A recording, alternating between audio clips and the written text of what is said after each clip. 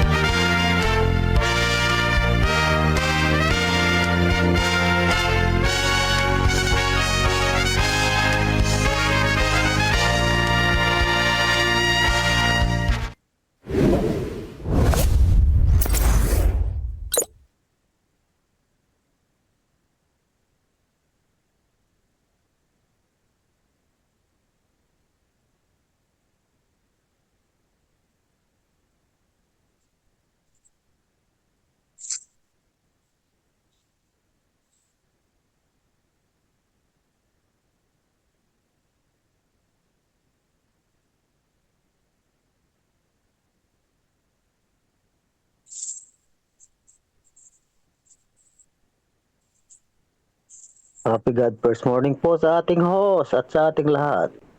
Good first morning. Happy God first morning po. Happy God first morning. Happy God first morning. May first morning Happy po. God May first morning buntag, po. mga igsoon. Sunday. Morning po sa lahat. Good first morning po. God, first morning po, Pastor June. Pastor Noel, nandyan ka na ba? At Good first morning po. lahat. First morning po. Hello po.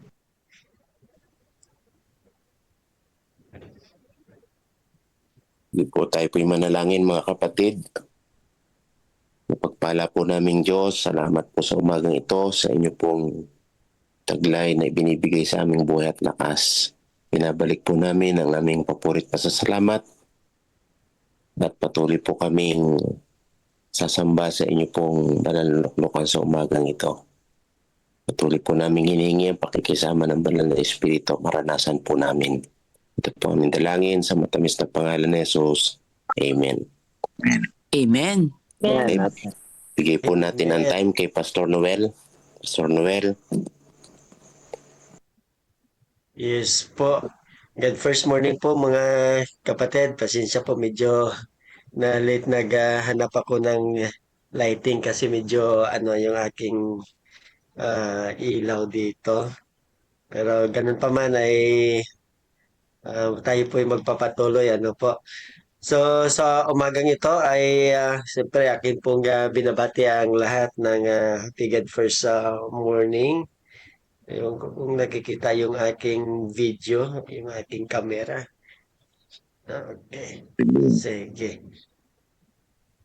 Okay po, sa umagang ito mga kapatid ay tayo po ay dadako sa atin pong Bible reading na pangunahan po tayo ng Flor de Liza Tumala. So dito na po tayo sa First Chronicles chapter 2 na po tayo. Ano ho? At ang ating pong magbibigay ng reflection po sa umagang ito ay si Pastor Nelvin Alavanza at gayon din si Ramel Mendoza. Ano po? So isa po sila po ang magbibigay ng ating pong reflection. At sa part 2 naman po mamaya pagkatapos po niyan ay prayer po ni Sister Flor de Liza Tumala. At sa part 2 mamaya ay tayo po ay makarinig ng ating pong reading dito po sa Jesus Wins after po ng is the church history natin ni Brother Rodrigo Castro. And then pagkatapos po niyan ay ang kanya pong prayer. And then sundan po yan sa part 3 po natin sa magkaroon muna tayo ng God First video, and then manguna po sa ating councils on stewardship ay pangunahan po tayo ni Pastor Seth Magas. And then okay, dadako tayo ng ating pong Acts prayer mamaya. At pagkatapos po ng ating pong Acts prayer ay ang CLPM video ipagkaloob po sa atin ng ating pong CLPM media, and then ang closing song, closing prayer po ni Pastor Seth Magas, and then mamaya ang ating pong mission, method, and vision na pangunahan din ng ating pong CLPM media, and then ang benediction siyempre ng ating pong masipag at energetic na Pastor Joey De Ocampo. At saka yan, yung ating pong mga pagbatian po mamaya mga kapatid. Okay, sa oras na ito ay atin pong ibigay na kay Sister Flor de Liza Tumala para po sa ating pong Bible reading. Sister Flor de Liza, nandyan po ba kayo? Good first morning po. Ayan po, sige po, kayo na po. Okay, sa ating pong Bible reading ngayon, ang aking pong babasahin ay sa First Chronicles chapter 2. Meron na po tayo sa screen. Ang mga anak ni Israel. Ito ang mga anak ni Israel, sina Ruben, Simeon, Levi, Judah, Issachar, Zebulun, Dan, Jose, Benjamin, Naphtali, Gad at Aser. Ang mga anak ni Judah ay sina Onan at Shelah, na ang tatlong ito ay isinilang sa kanya ni Batsua na Kananea. Si na panganay ni Judah ay masama sa paningin ng Panginoon at pinatay niya ito. At pinanganak sa kanya ni Tamar na kanyang manugang na babae si Perez at si Zerah. 5 lahat ang anak na lalaki ni Judah. Ang mga anak na lalaki ni Perez ay sina Hershon, Hezron at Hamul. Ang mga anak na lalaki ni Zerah ay sina Zimri, Etan, Heman, Kalkol at Dara. 5 silang lahat. Ang mga anak na lalaki ni Carmi ay sina Akar, ang nanggulo sa Israel na lumabag tungkol sa itinalagang bagay. Ang anak ni Etan ay si Azarias. Ang mga anak naman ni Hezron na isinilang sa kanya ay sina Jeramil, Ram at Selubay. Naging anak ni Ram si Aminadab at naging anak ni Aminadab si Naashon, na pinuno ng mga anak ni Judah. Naging anak ni Naashon si Salma at naging anak ni Salma si Boaz. Naging anak ni Boaz si Obed at naging anak ni Obed si Jesse. Naging anak ni Jesse ang kanyang panganay na si Eliab, si Abinadab ang ikalawa, si Shimea ang ikatlo, si Nathaniel ang ikaapat, si Raday ang ikalima, si Osem ang ika-6, si David ang ikapito. At ang kanilang mga kapatid na babae ay sina Zeruya at Abigail. Ang mga naging anak ni Zeruya ay sina Abisai, Joab at Asahel, 3.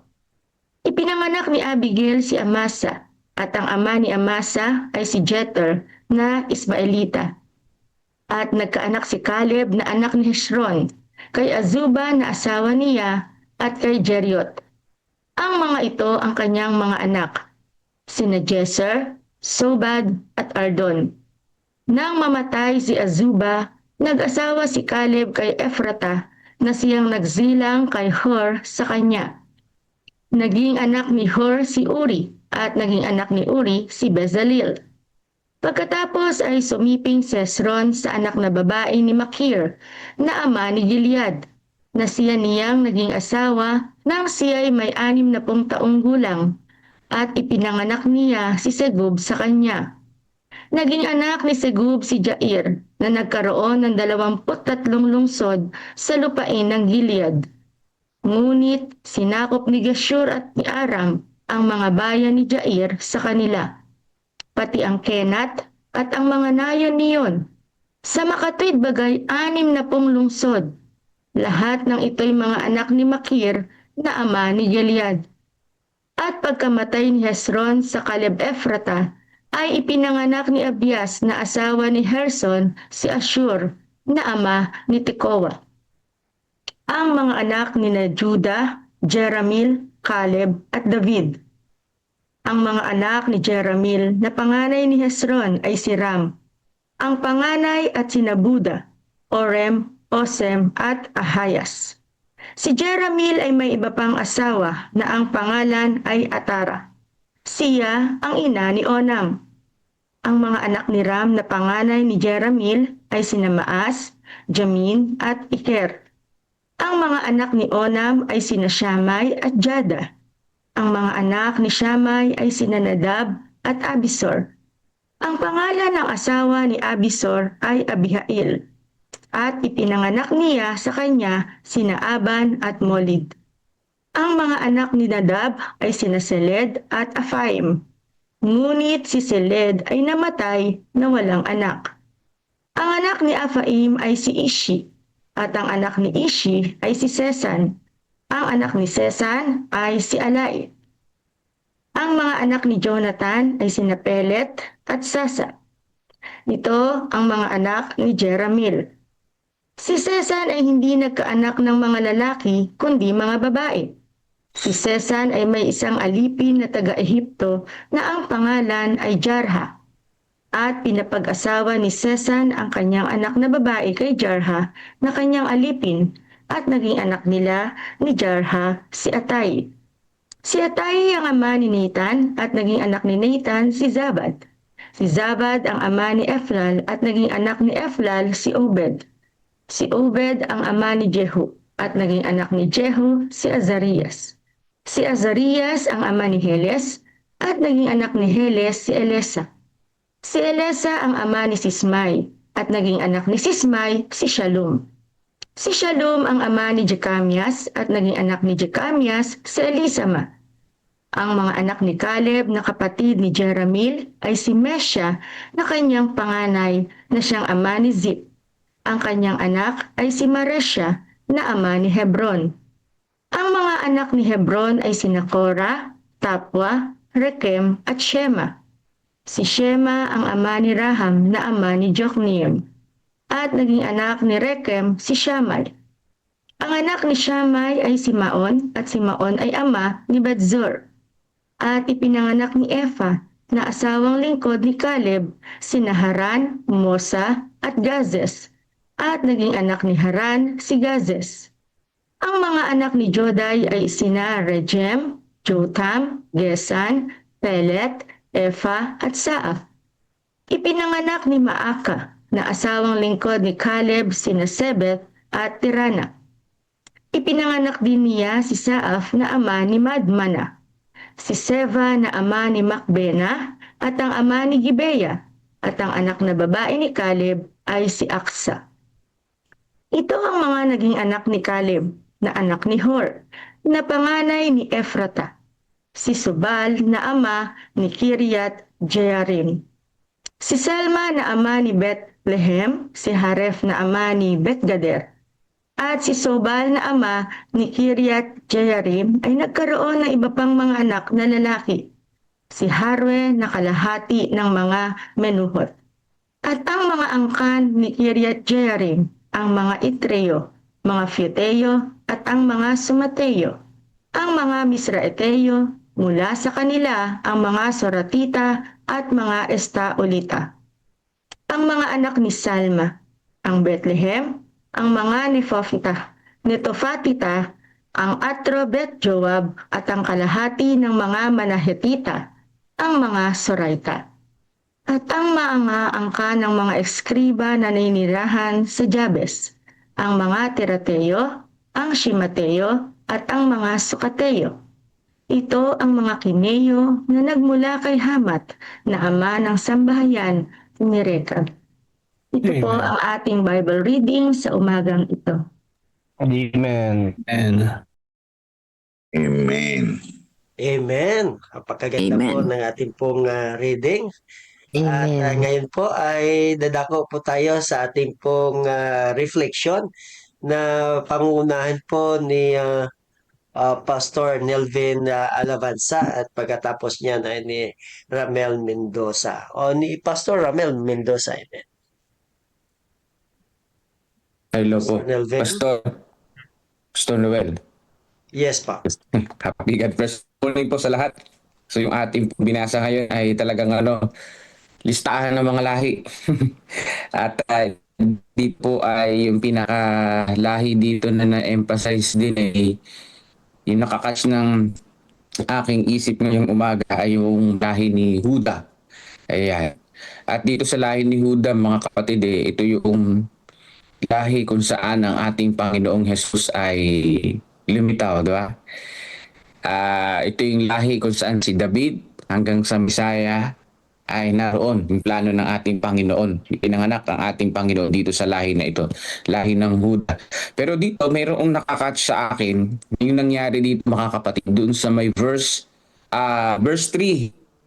So sabi doon sa verse 3 ng 1 Chronicles, chapter 2 verse 3, ang mga anak ni Huda, si at si Onan at si Sela, na siyang tatlong ipinanganak sa kanya.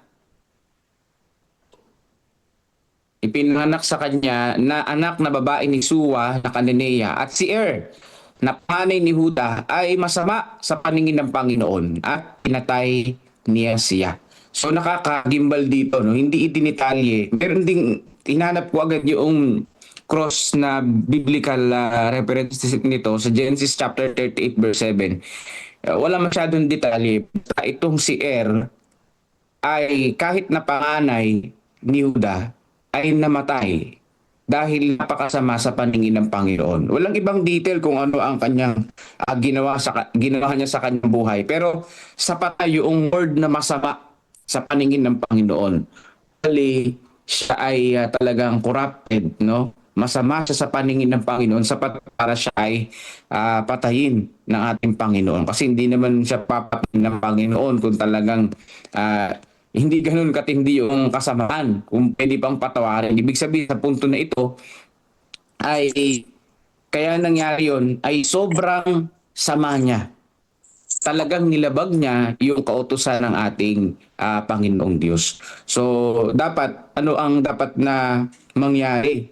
Dapat ay kahit na sabihin natin nasa linya ka ng pangako ng Panginoon, 'di ba? Nasa linya ka noong lahi sana ng Misaya, hindi ka dapat magpakampante. Dapat ay manatili kang tapat sa Panginoon. Hindi lisensya na kung ikaw ay nasa linya ng lahi na doon ipapanganak ang Misaya, magpapakampante ka na okay lang na magkasala ako. Total dito naman lalabas ang Misaya Malakas ako sa Panginoong Diyos. Kahit gawin ko ito, hindi ako magiging masama sa paningin ng Panginoon. Yun ang akala ni sabi dito, naging masama siya at ang nangyari, pinatay siya ng ating Panginoon dahil sa kanyang kasamaan. So, bilang isang mananampalataya, maging tapat tayo sa Panginoon. Hindi kumo, tayo ay kabilang sa tinatawag na Remnant Church, Seventh-day Adventist. Lagi nating ipinapangaral yan. Isinasama natin yan na tayo ang Remnant Church. Ito ang church na babalikan ng Panginoon sa ikalawang pagparito. Huwag kang magpakampante. Maging tapat tayo sa Panginoong Diyos, mga kapatid. Hindi ko mo Adventist ka, sasabihin mo na, okay lang, Adventist naman ako ako naman ay nagbibigay, nagbabalik ng ikapo, ng offering. Di ba? Ako naman ay tapat sa stewardship, sa health. Ako ay talagang hindi pa ako tumikam ng mga karumaldumal. Huwag kang pakampante. Patuloy tayo maging tapat sa ating Panginoong Diyos. Kasi nga, alam nyo sa Bible, bigyan ko lang kayo ng background, yung pagiging panganay, itinuturing na talagang mahalaga yan sa Panginoong Diyos. Pagkapanganay, ito itinatalaga sa Panginoong Diyos. Talagang merong blessing ito yung pagkapanganay. Pagkapanganay ka, yung lahat ng mana sa'yo. Ikaw yung magpapatuloy kapag ka nawala yung tatay. Pero sa Bible din, nakarecord din yung kwento ni Esau at saka ni Esau na pinagbili ang kanyang pagkapanganay. Ibig sabihin, pwedeng mawala. Hindi ka dapat din na magkumpiyansa.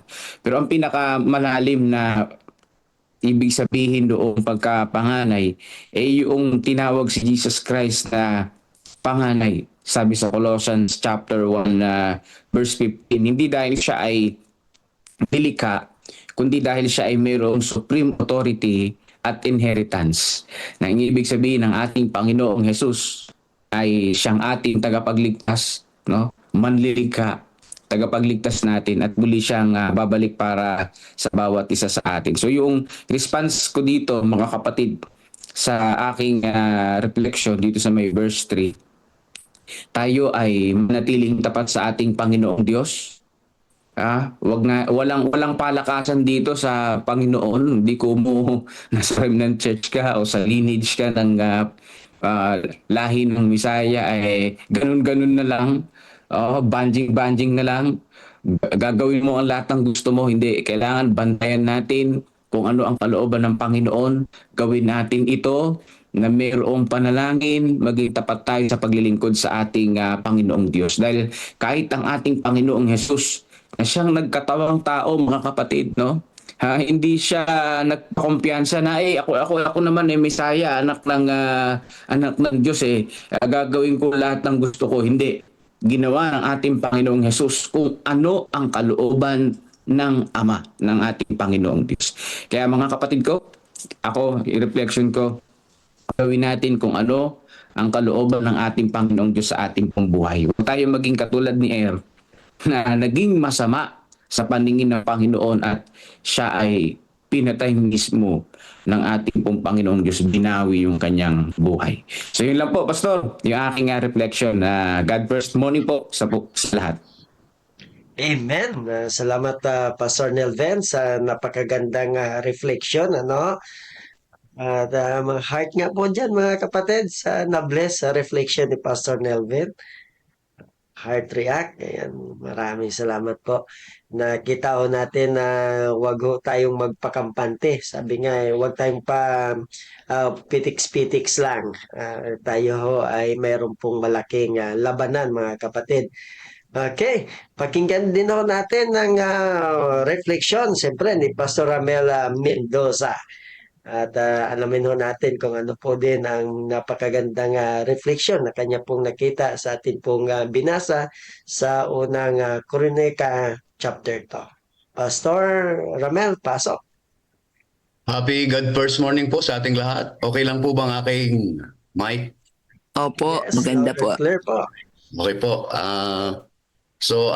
Nag-research po ako kasi medyo puro pangalan po ito. Nagtingin po tayo sa mga reference.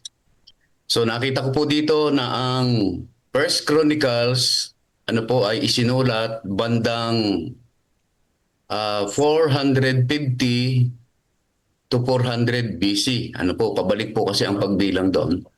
So ito po yung pagkatapos ng pagkabihag sa Babylonia. So dahil sa panahon po ng Babylonia, wala po silang time na maglista-lista ng mga pangalan. Kaya after po ng pagkabihag, doon po nila inumpisahan. Mayroon pong dahilan bakit po nila isinulat muli yung pangalan na ito. Ang iniisip ko lang ay parang boring basahin. So ito pa po yung aking nakita. Isinulat po ang mga pangalang ito upang mapatibay muli yung kanila pong genealogy, yung kanilang pinagmulan. Ang layunin po nito ay ibalik ang kanilang pagkakakilanlan at pananampalataya. Kasi yung iba kasi namatay na sa pagkabihag.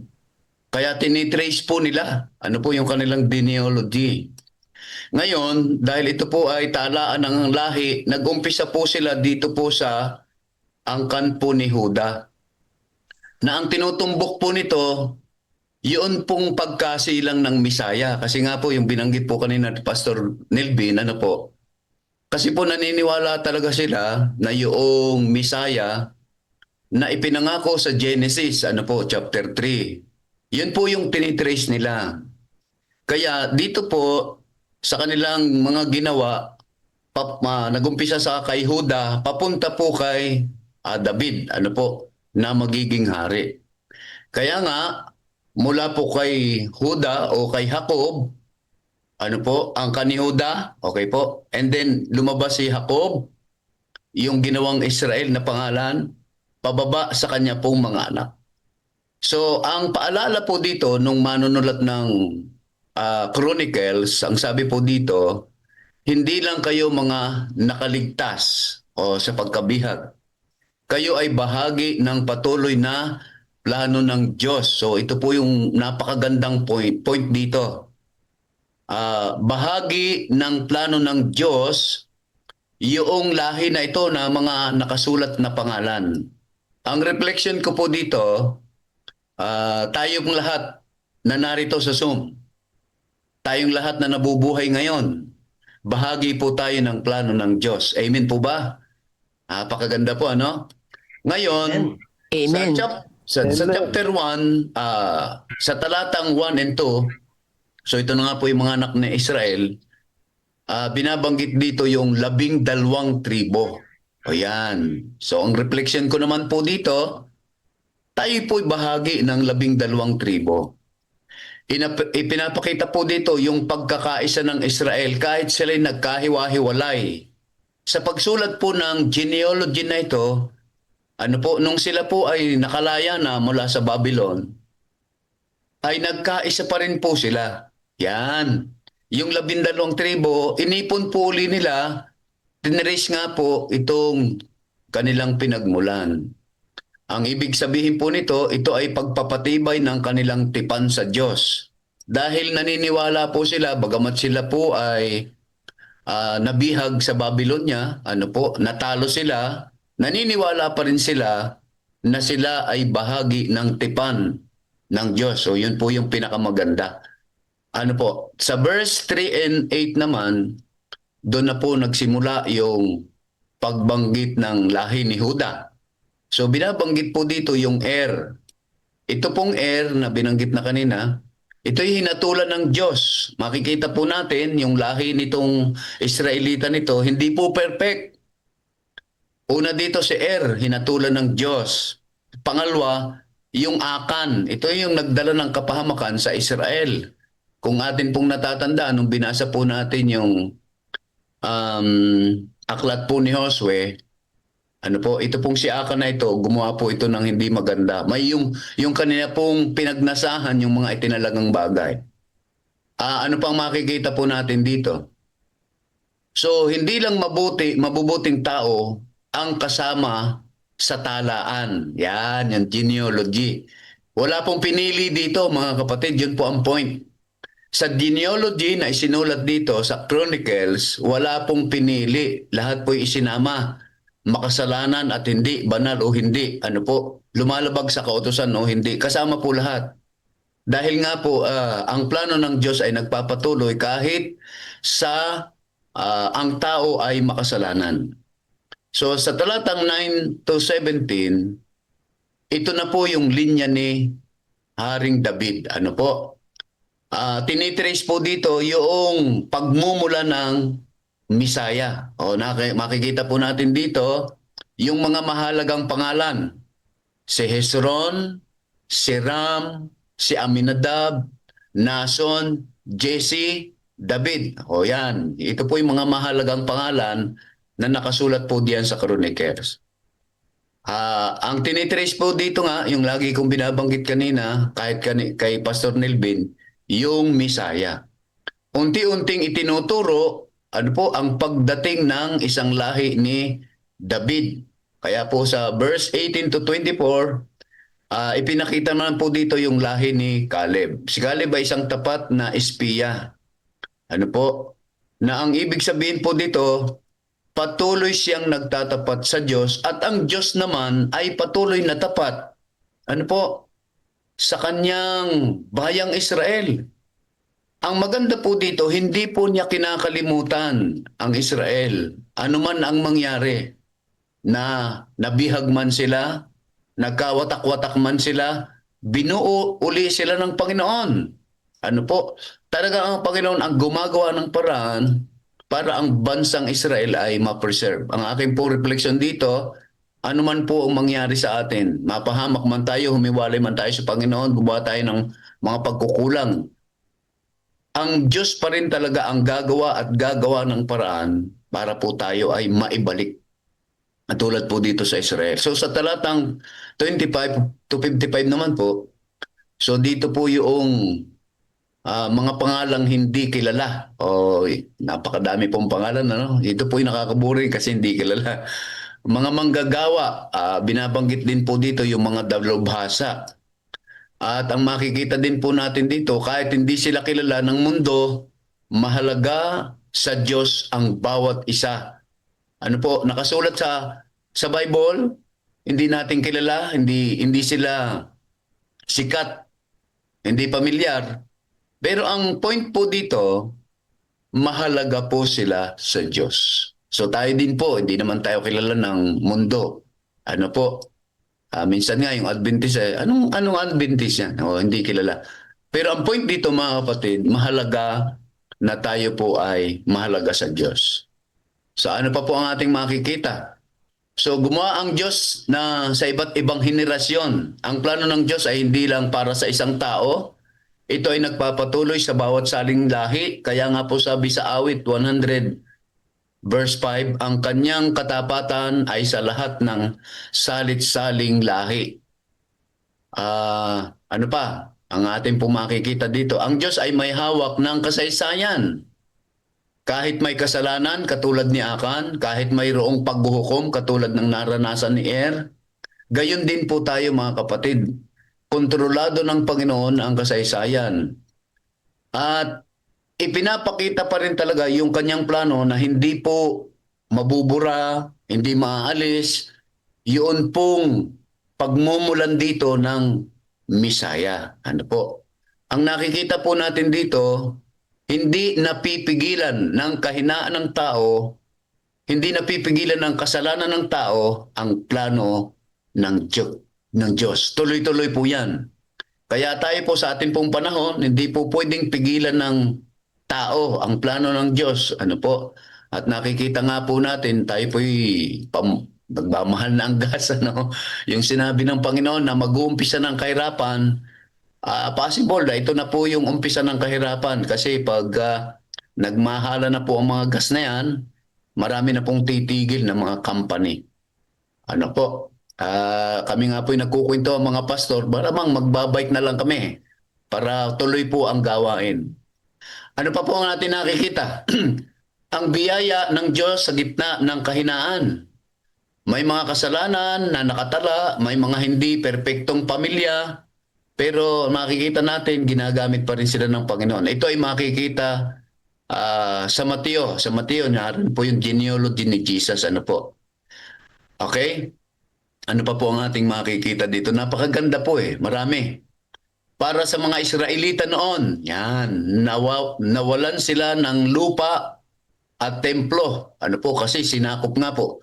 Pero sinasabi ng kabanatang ito, kayo ay bayan pa rin ng Diyos. Kahit wala na po silang pag-aari, dahil nasakop nga po sila, hindi po nagbabago ang Diyos. Sila pa rin ang kanilang bayan. Kahit matigas ang ulo, sila pa rin ang kanilang bayan. Kaya nga ang sabi po dito, napakahalaga sa paningin ng Diyos yung genealogy. Sapagkat bagamat nakakaboring na ating binabanggit, nagpapatunay ng pagkakinanlan, nagpapakita ng katapatan ng Diyos, nag-uugnay sa nakaraan at sa hinaharap. O yan po pala yung purpose ng pagkasulat ng genealogy. Nakaraan at hinaharap at mangyayari pa ano po. So ngayon, ang tanong po dito sa ating bakit si Huda ang sentro? Sapagkat may pangako ang Diyos sa Genesis na atin na pong nabasa, na ang sentro ay hindi mawawala sa Huda.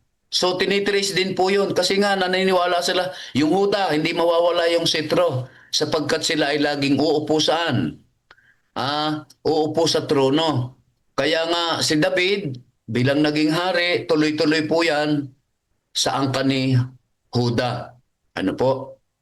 Ngayon, ang sabi po dito, si David ay simbolo ng pangako ng Diyos. Mula sa kanyang linya, manggagaling ang Misaya. Okay po? Yung Misaya, siya yung darating na hari ng mga hari. So yan po mga kapatid, ang nakita po natin dito para po sa yung aking pinakang konklusyon mga kapatid.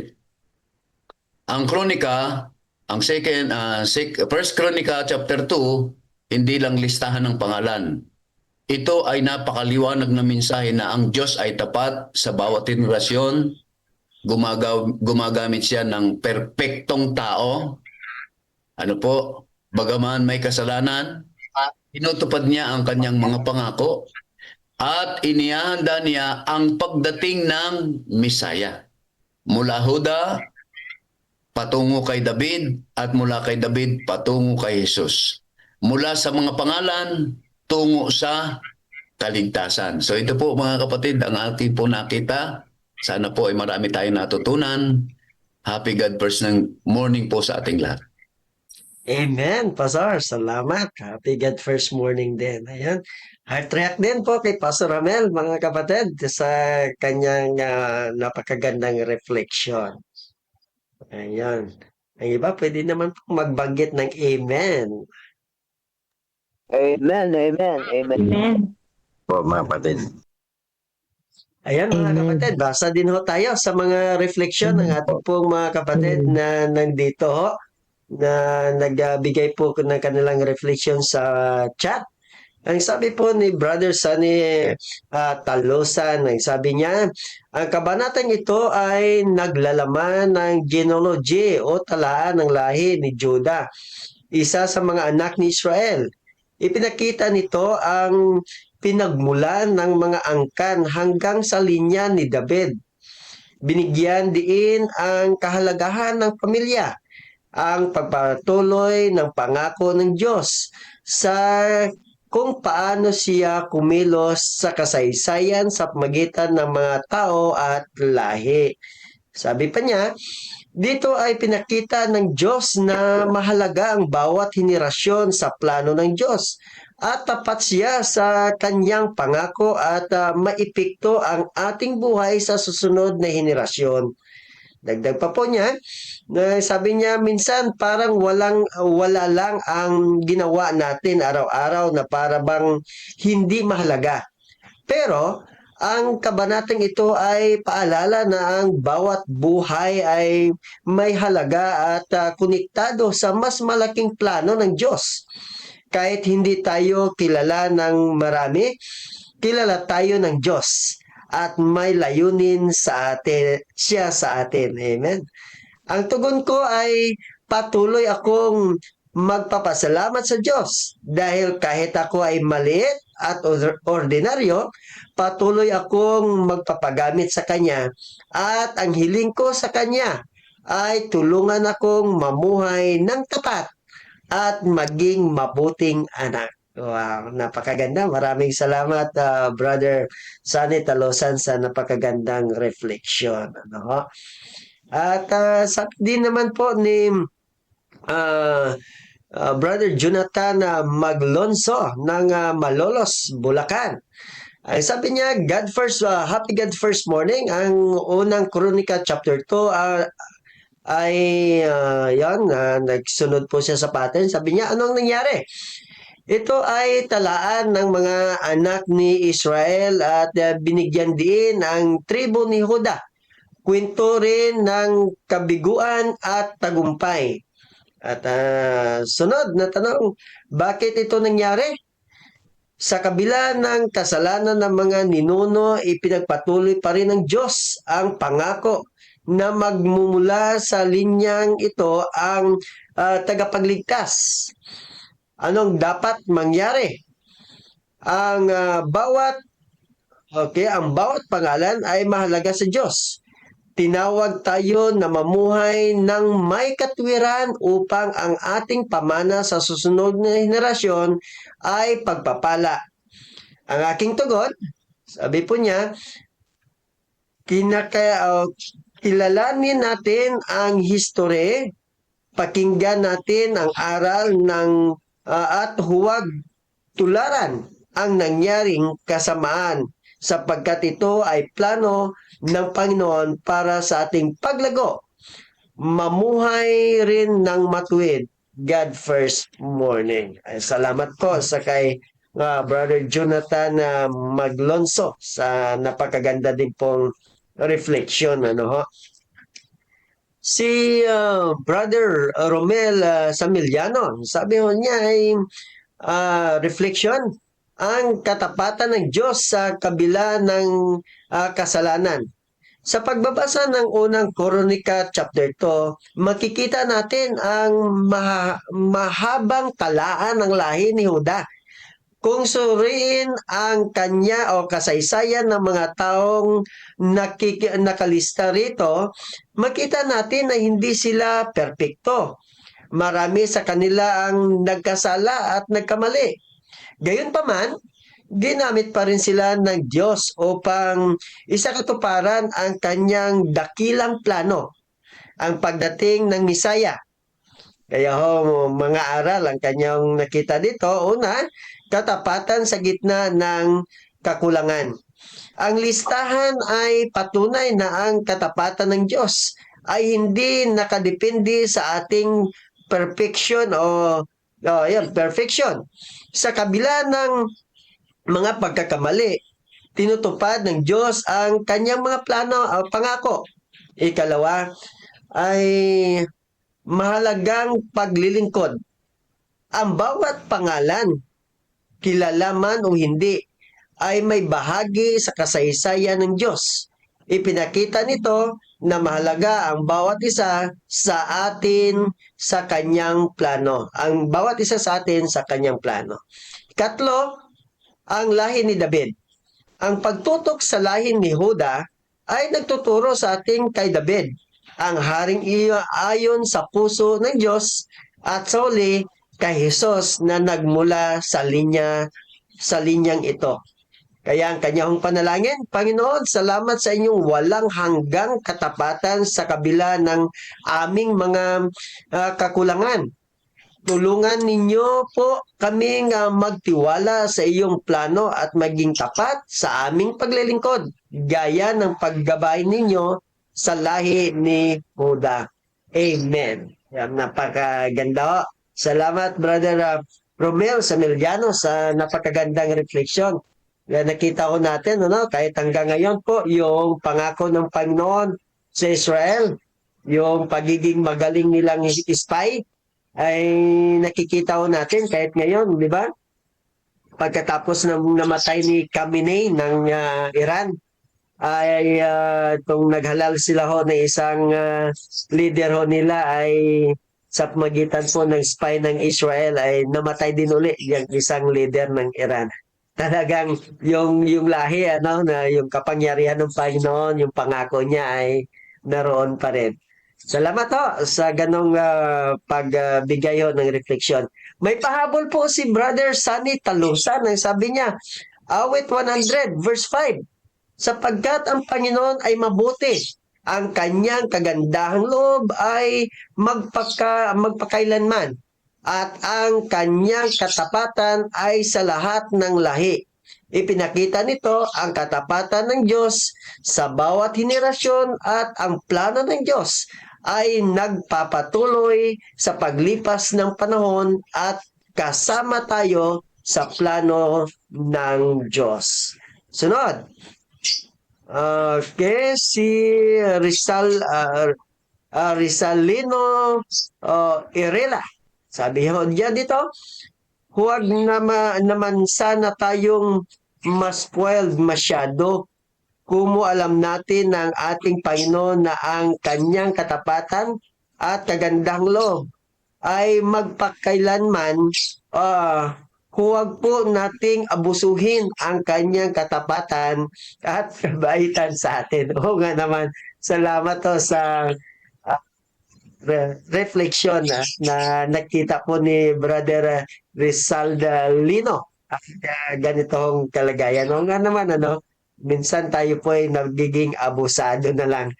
Okay, ang ating hong masipag at magaling at puging director ho natin sa stewardship, ang sabi niya, napakasayang makita ang kasaysayan ng pagliligtas ng Diyos sa tao.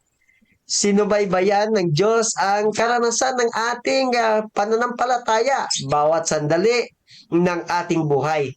Kung tayo ay manatiling tapat, maaari tayong gamitin ng Diyos tulad ng kanyang paggamit sa angkan ni Juda upang ihanda ang daan para sa mas dakilang layunin.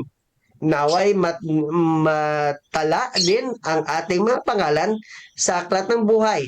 Happy God First morning po sa ating lahat. Ayan, napakaganda. Maraming salamat, Pastor John. Ang ating oras ay 4:47 na ng umaga, mga kapatid. Yan po ay ating pong time check. Napakaganda ho kasi ang mga reflection, kaya talagang tayo ay nabasa ho ng maayos. At siguro wala na tayong live reflection. Ay dadako na ho tayo sa ating pong Jesus Wins, sa or bago dyan, ay prayer po muna pala ng ating nagbasa natin, Sister Flor de Risa Tumala. Tayo po ay manalangin. O dakilang Diyos, na ang tahanan ay nasa mga langit. Sa umagang ito, lubos po kaming nagpupuri at nagpapasalamat kung kaya't ibinabalik namin po sa inyo. Sapagkat minsan pa pinakita niyo sa bawat isa sa amin na kami ay hindi lamang tao sa inyong paningin. Bagaman hindi kami kilala ng mundo, kilala ninyo kami. At salamat po sapagkat pinagkalooban niyo kami ng pagkakataon na maging bahagi ng inyong mga plano.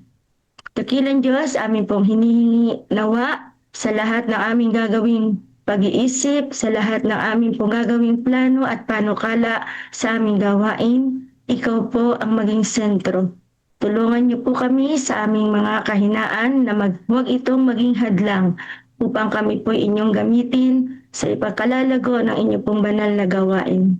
Nawa po dakilang Diyos, sa kabila ng aming kahinaan, bigyan kami ng kalakasan at patuloy na tapusin at maging bahagi po ng inyong banal na gawain sa mundong ito. Gamitin niyo po kami sa abot ng aming makakaya sa talento at karunungan na inyong ipagkakaloob sa bawat isa sa amin. Nawa po'y patuloy na maging bahagi kami ng inyong layunin, higit sa lahat sa amin pong CLPM mission.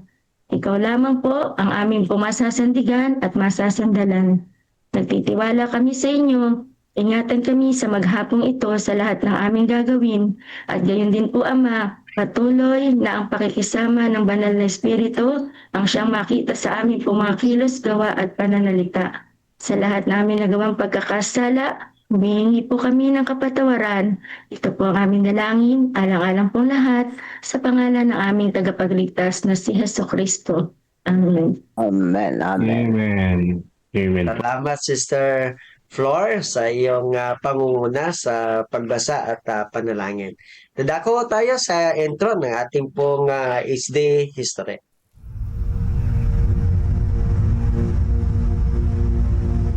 Pagkatapos bumalik ni Jesus sa langit, naiwan sa kanyang mga alagad ang dakilang tungkulin na dalhin ang ebanghelyo sa buong mundo.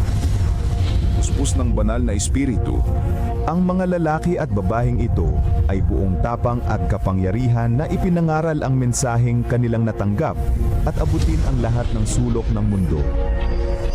Ngunit hindi ito nangyari nang walang matinding pagtutol. Una mula sa mga Hudyo at pagkatapos mula sa pamahalaang Romano. Maraming Kristiyano ang nanatiling tapat hanggang kamatayan. Tiniis ang pagpapahirap at kahihiyan sa harap ng mga masayang manood sa Circus Maximus at Colosseum sa Roma at sa buong imperyo. Gayunpaman, ang dugo ng mga martir ay naglatag ng daan para lalo pang lumaganap ang ebanghelyo.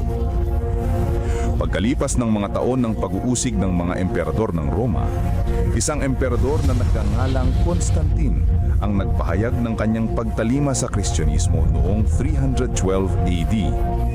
Naging tanyag ang Kristyanismo, ngunit kasabay nito ay pumasok din sa simbahan ang maraming paganong kaugalian at simbolo, lalo na sa Roma. Ang obispo ng Roma ay unti-unting nagkaroon ng higit na kapangyarihan at autoridad at nagsimulang tutulan at usigin ang mga taong kumikilala kay Jesus lamang bilang ulo ng iglesia at tumatanggap sa Biblia lamang bilang pinakamataas na pamantayan ng katotohanan. Upang makatakas sa lumalalang pag-uusig, ang tunay na bayan ng Diyos ay umatras patungo sa mga liblib na lugar ng Europa. Sa hilagang Italia, ang mga Waldenses ay nagtago sa mga kabundukan. Marami ang pinatay ngunit patuloy na nagningning ang liwanag sa kadiliman sapagkat ang Diyos ay nananatiling may kontrol. Siya ay nagbangon ng mga lalaking tulad ni Wycliffe, Hus, Tyndale, Luther, Calvin at Zwingli upang tumindig para sa katotohanan. Ipinaglaban nila ang Biblia lamang, pananampalataya lamang at si Kristo lamang. Noong 1798, sa katuparan ng propesiya sa aklat ni Daniel, ang kapangyarihang panrelihiyon at pangpolitika ng simbahang Romano ay pansamantalang nabawasan nang alisin ni General Berthier si Pope Pius VI sa kanyang trono. Kasunod nito, nagkaroon ng malaking pagkagising sa interes tungkol sa mga propesiya ni Daniel at marami ang naniwalang malapit nang bumalik si Jesus. Sa Estados Unidos, pinangunahan ng Baptist preacher na si William Miller kasamang daang-daang ibang tagapangaral ang pagtuturo tungkol sa pagbabalik ni Kristo noong 1844. Subalit nang hindi bumalik si Jesus noong 1844, masusing pag-aaral ng Biblia ang nagbigay liwanag sa isang maliit na grupo na ang ministeryo ni Kristo sa makalangit na santuaryo ang dahilan ng kanilang matinding kabiguan. Natuklasan nila sa Biblia na ang ikapitong araw ay Sabat na itinalaga ni Jesus para sa kanyang bayan. Unti-unti nilang naunawaan na ang kanilang misyon ay ipangaral ang mensahe ng tatlong anghel sa Apokalipsis 14. Bilang mga Seventh-day Adventist, ang layunin nila ay ipangaral ng may kapangyarihan ang walang hanggang ebanghelyo at ihanda ang mundo sa pagbabalik ni Kristo. Mahigit sa 160 years na ang lumipas, mga taong dumaan sa dalawang World War, maraming kampanyang militar, mga krisis sa ekonomiya, ang pagtaas ng ateismo at sekularismo at pagdami ng populasyon ng mundo.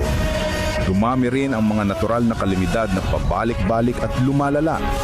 Sa panahong ito, ang misyon at mensahe ng iglesia ay mas may kabuluhan at mas agaran kaysa dati. Si Jesus ay malapit nang dumating at ang mundo ay dapat na maihanda. Maghanda sa pagsalubong sa Diyos.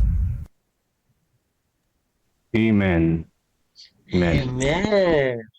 Maraming salamat. Maganda sa pagsalubong sa Diyos. Ngayon po ay dadako tayo sa ating pong Jesus Wins. Sa panguna po ng ating pong kapatid, si Brother Rodrigo Castro. Okay, pasok po, Brother Rod.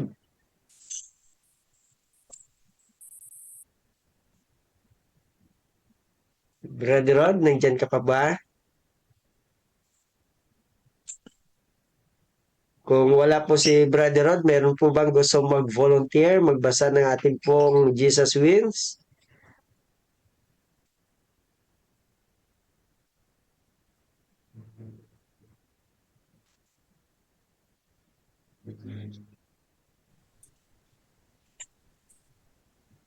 Ayun.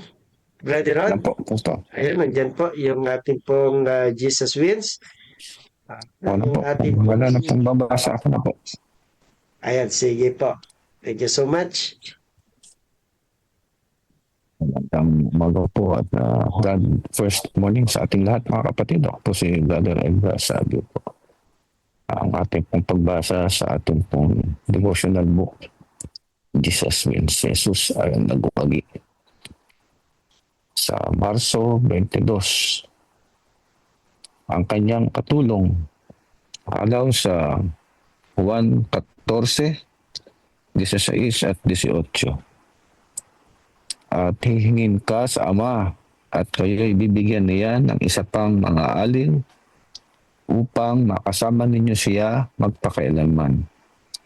Hindi ko kayo iiwang nag-iisa. Ayan. Okay po ba ang audio ko mga kapatid? Yes, kuya. Okay. Tuloy po tayo. Sigurado akong isa itong providensyal na pagkakataon. Sa sarili kong mga debosyon sa umaga sa linggong ito, patuloy kong nasasagasaan ang kwento ng mga tiktik na nagpunta upang suriin ang lupang pangako na ipinangako ang Diyos sa kanila. Halaw sa Bilang 13, talatang 14. Nagbigay diin sa laki ng mga higante ang kanilang ulat, hindi sa kapangyarihan ng Diyos. Tanging sina Josue at Caleb na may ibang espiritu. Halaw sa Bilang 14, talatang 24. Ang patuloy na pagtatangkang hikayatin ang kongregasyon na pumili ng pananampalataya sa halip na takot. Ngunit sa halip ay pinili ng mga tao na tumuon sa mga higante.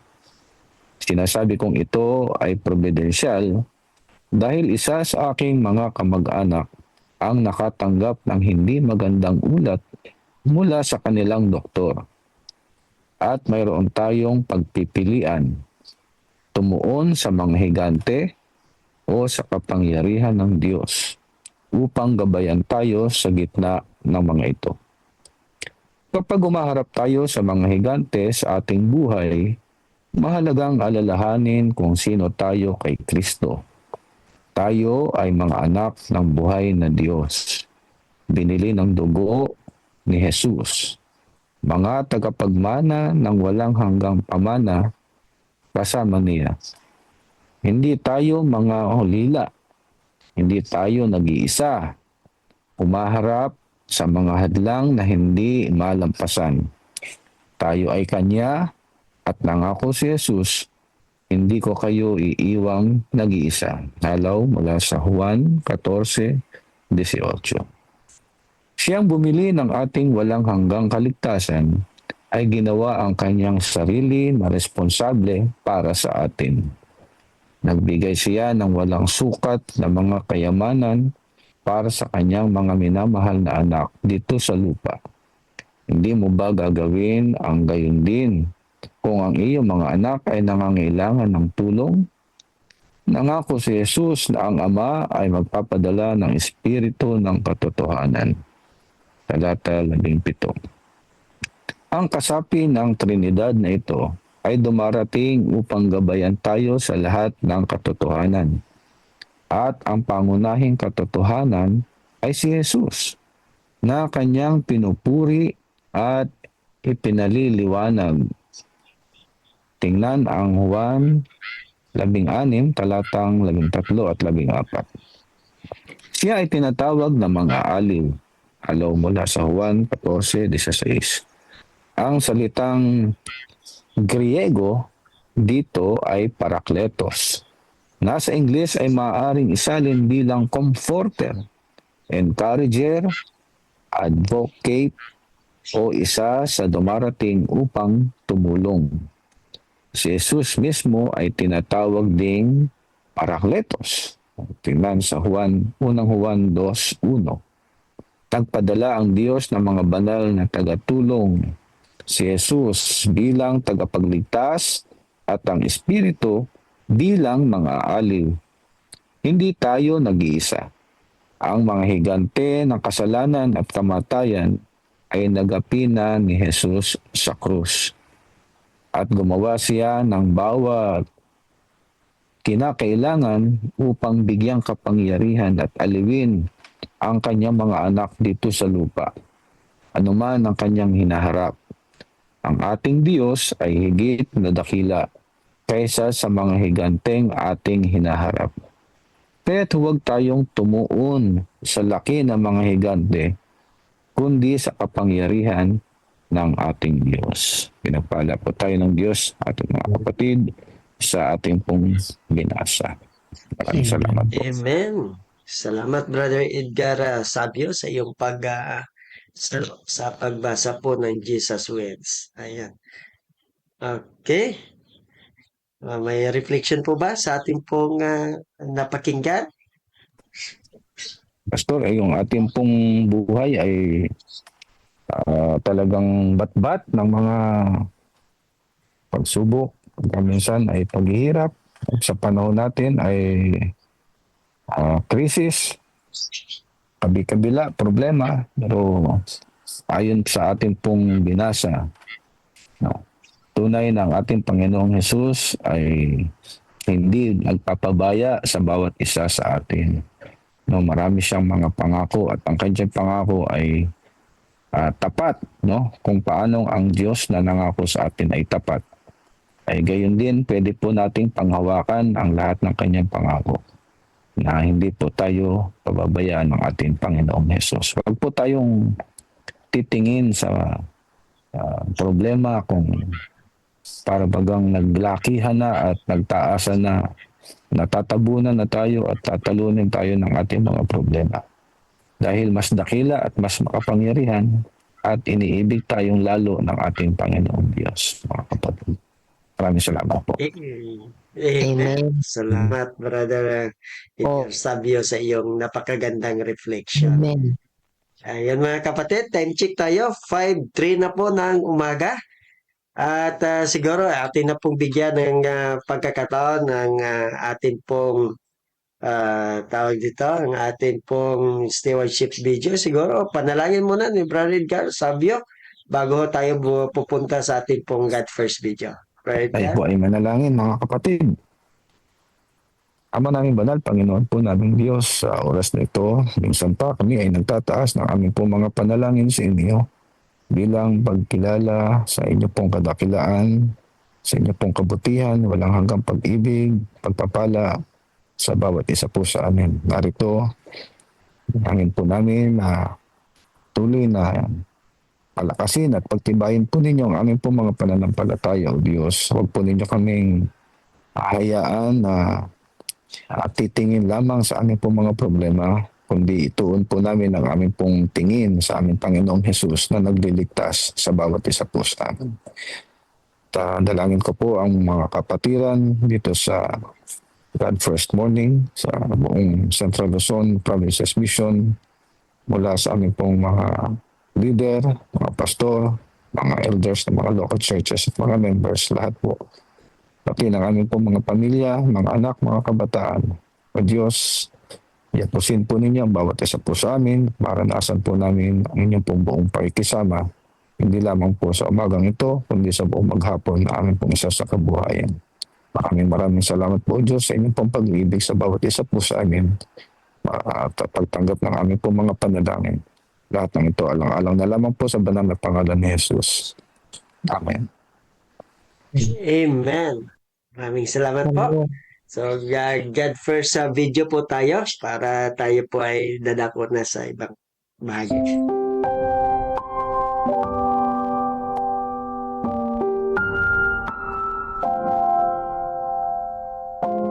Isang dahilan para mabuhay, March 9.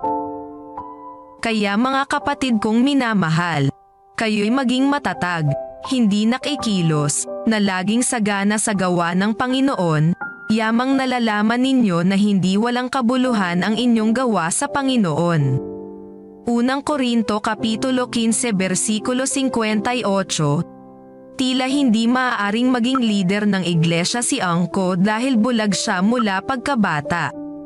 Inamin niyang ilang beses na siyang nagtangkang magpakamatay. Subalit siya rin ang buhay na saksi sa kapangyarihan ni Jesus na masumpungan ang mga tao sa kanilang pinakamahinang oras at may angat mula sa kawalang pag-asa.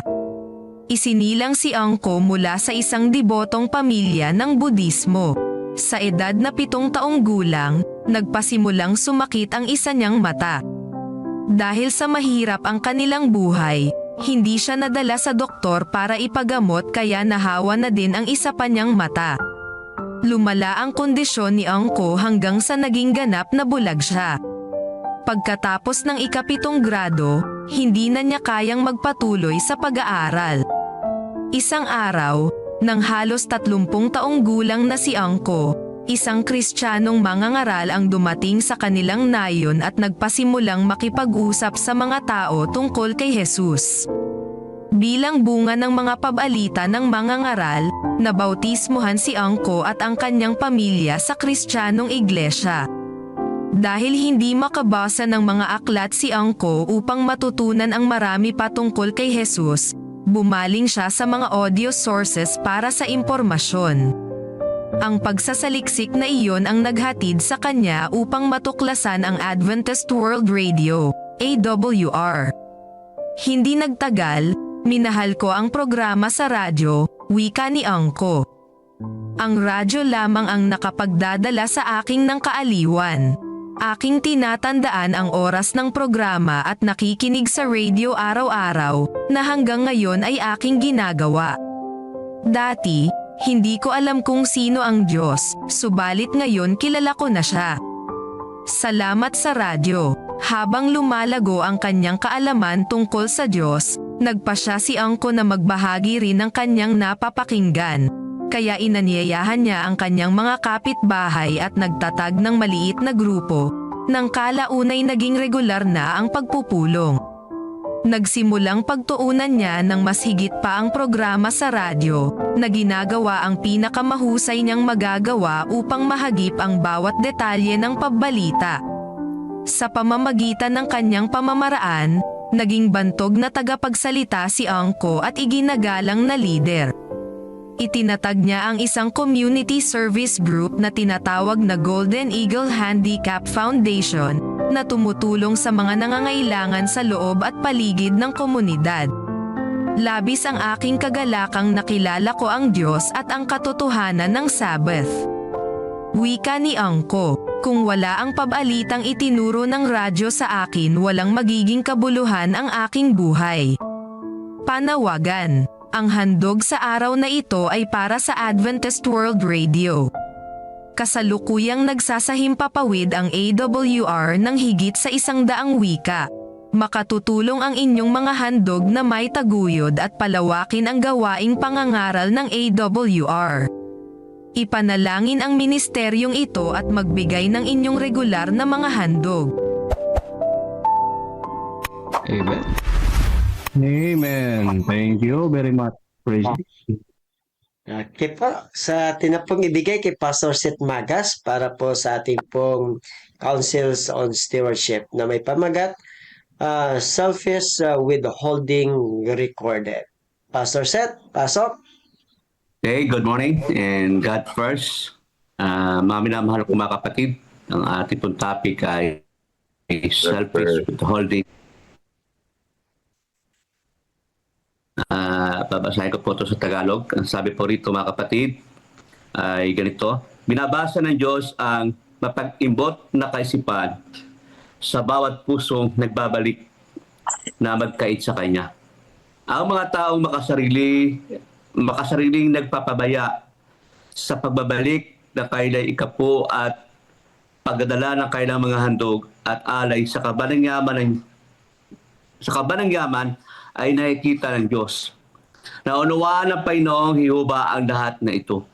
Kung paano ang aklat ng alaala ay isinusulat sa harap niya para sa mga may takot sa Panginoon at nag-iisip ng kanyang pangalan. Ngayon din, may talang iniingatan tungkol sa lahat na umaangkin para sa kanilang sarili na makaloob na ipinagkatiwala ng Diyos sa kanila upang gamitin para sa kanilang kaligtasan ng mga kaluluwa. Ilan po mga kapatid yung ating maikling babasahin. Nais ko pong bigyan ito ng paliwanag at refleksyon. Alam nyo, bago ko magpasimula ay pumasok sa aking isipan kung ang bawat iniisip natin tungkol sa Diyos at pera na naitala natin ay naitatala, paano kaya tayo husgahan ng Diyos, mga kapatid?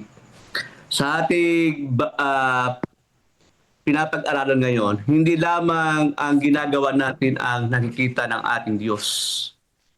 Yan po ang sabi rito, mga minamahal ko mga kapatid. Kundi, pati ang iniisip natin gawin, ngunit piniling huwag gawin.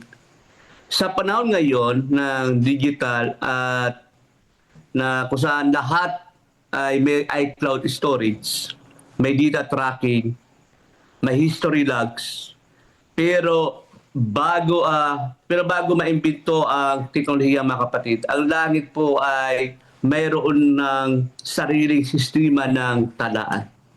Kung nyo po titingnan ang Malakias chapter 3 verse 16, isang aklat ng alaala ang isinusulat sa harap niya.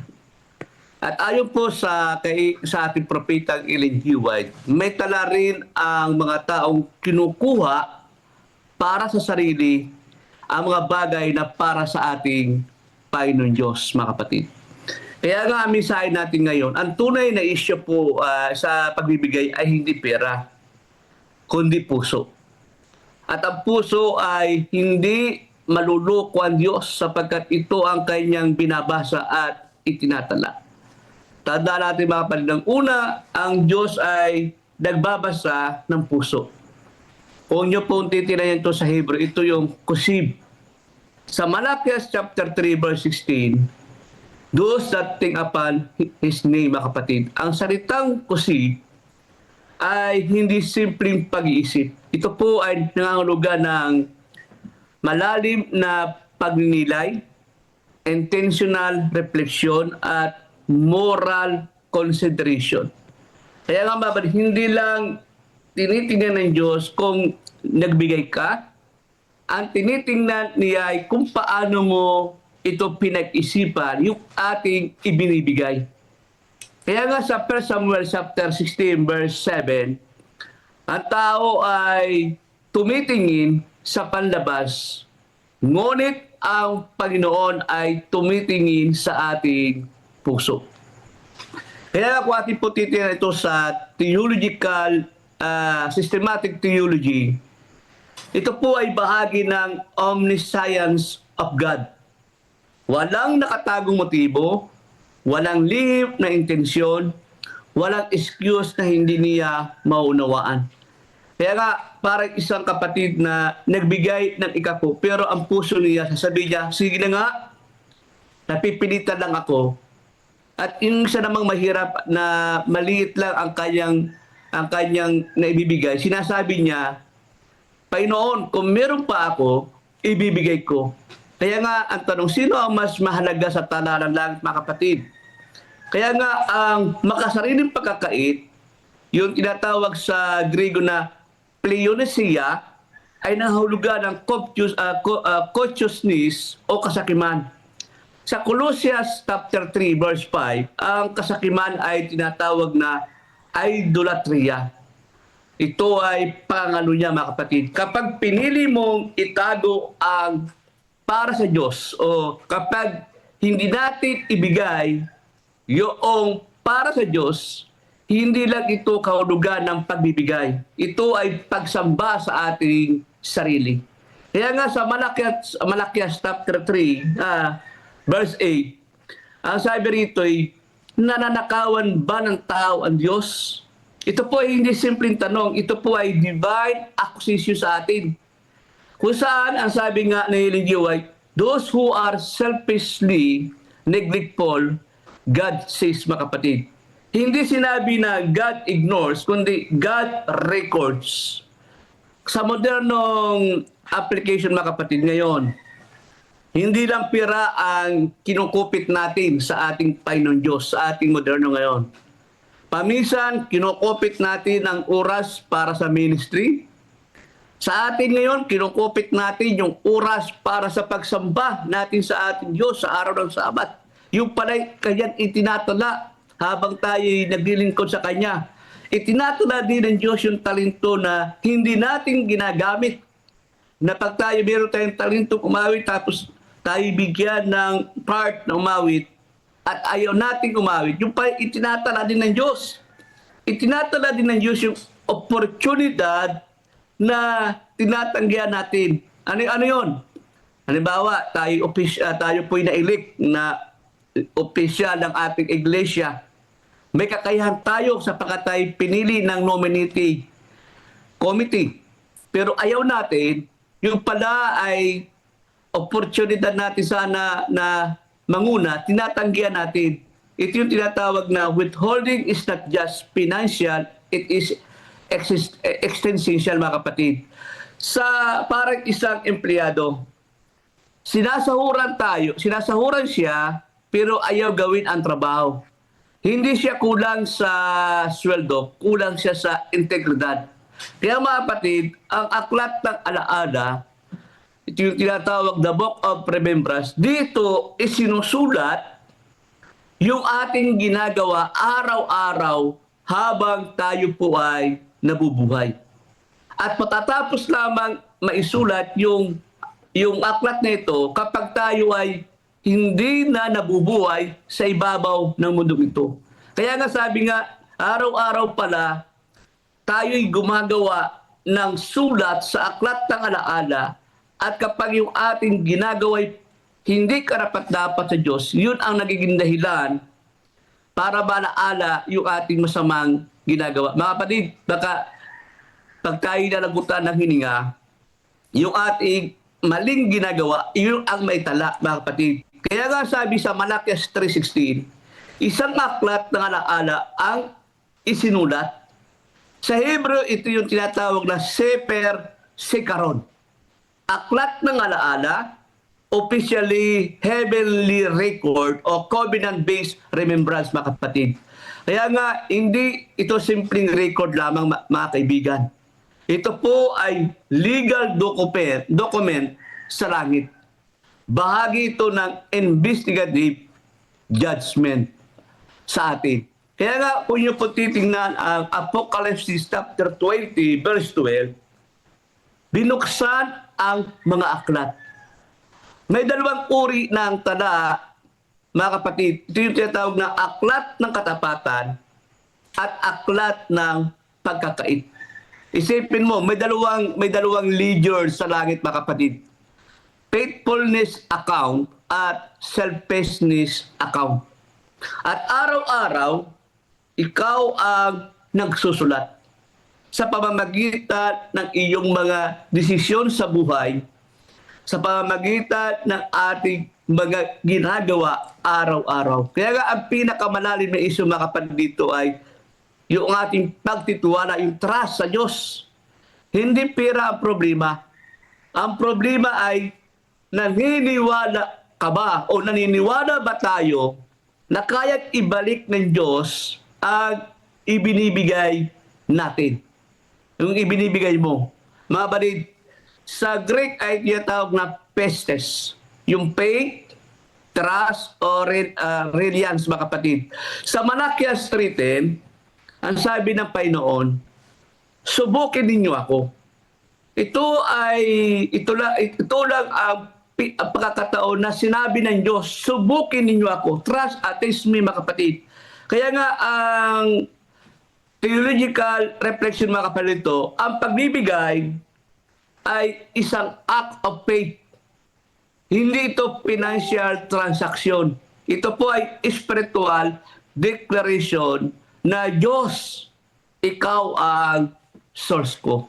Mga binamahal ko, mga kaibigan, isang magsasaka, halimbawa, merong isang magsasaka, kung kakainin niya ang lahat ng binhi, wala siyang ani. Kaya nga, ang tithes o ang ikapo ay binhi ng pananampalataya. Kapag kakainin natin, ibig sabihin, nawawala yung ating pananampalataya sa ating Panginoon Diyos.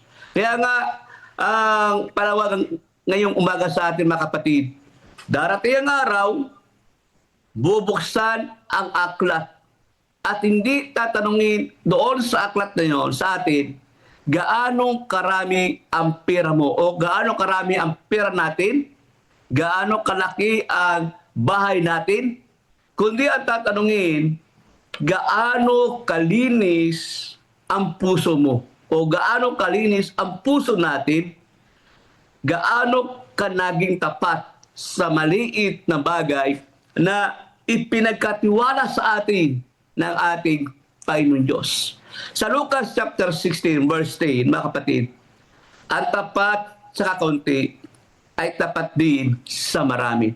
Maraming maaaring walang nakakita sa ating ginagawa na pagkakait o na hindi natin ibigay yung para sa Diyos.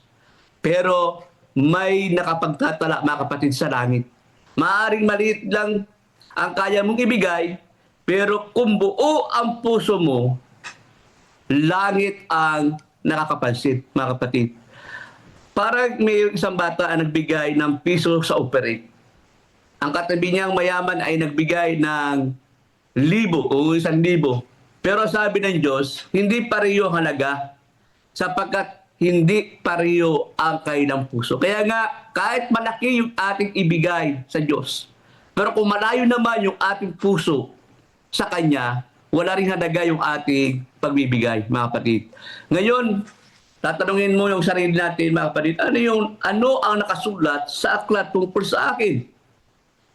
Hindi pa huli ang lahat. Kaya nga, mabalit, ito po'y palaala sa atin na ang panulat ay nasa kamay mo at ito ay hindi patapos hanggang tayo'y nabubuhay. Pwede pa nating baguhin yung tala na itinatala natin sa aklat ng alaala ng ating Panginoon. At ang biyaya ay bukas pa, mga minamahal ko mga kapatid. Kaya tandaan natin mga minamahal ko mga kaibigan sa umagang ito. Bawat araw, bawat oras, bawat segundo, habang tayo may hininga sa ibabaw ng lupa, ang lahat na ito ay nakarecord sa talaan ng langit. Kung hindi tayo nagbibigay ng tapat sa ating Panginoon na ipinagkatiwala na yaman sa atin ng Diyos, tandaan natin, itinatala pala ng Diyos ang lahat ng ito. Ang oras na ating niyanakaw pag-araw ng Sabat, di ba? Ang palinto na ating niyanakaw sa Diyos, yung pagkakataon na ikaw ay binibigyan ng Diyos ng isang pagkakataon na dapat mong gamitin, tinatanggihan natin, itinatalan ang Diyos yan. At yun ang titignan kung talagang karapat dapat tayo maligtas at mapunta sa langit na bayan. Kaya mga kapatid, ang panulat ay nasa ating mga kamay. At ang biyaya ng Diyos ay bukas pa habang tayo'y nabubuhay sa ibabaw ng mundong ito. Kaya habang tayo nabubuhay mga kapatid, mga kaibigan, gumawa tayo ng magandang talaan. Talaan na karapat-dapat sa paningin ng Diyos. Talaan ng isang tapat na Kristiyano na hanggang sa huling sandali ng kanyang buhay, maganda ang kanyang itatala. Yun lang po at God first morning sa ating lahat. Amen. Napakalinaw. Salamat po. Salamat po sa paliwanag na paliwanag, Pastor Seth. Ayan. Sa iba. Amen po. Ayan. Amen po. Maraming salamat po, Pastor Seth, sa napakagandang reflection at pagpapalinaw sa atin bilang isang tapat na katiwala ng ating Panginoon. Ayan mga kapatid, ang ating pong oras ay 5:25 na po ng umaga. At dadako na ho tayo mga kapatid sa ating pong Acts Prayer. Ang Acts Prayer po natin ay akin pong minarapat na isama po ang aking pong mga masisipag na mga elders po dito sa Central Aurora Distrito. Ang adoration and confession po, pangunahan po sa atin ni Elder Walter Makachag dito sa Dipakulaw Church. And then ang ating pong thanksgiving and supplication ay pangunahan po sa atin ni Elder Romel Abugaje. So sila po ang magbibigay. Elder Romel, nandyan ka? Check lang natin kung nandyan. Elder Romel? Sir, good morning po. Ayan, thank you so much. Elder Walter? Nandyan po ba? Good morning po, Pastor. Ayan, thank you so much. So paghina po ng audio, background music natin ay pasok na po kayo. So, pangunahan una sa adoration, si Brother Walter Makachag, adoration confession, and then thanksgiving and supplication, si Brother Romel Abugaje. Tayo na po ay mananalangin.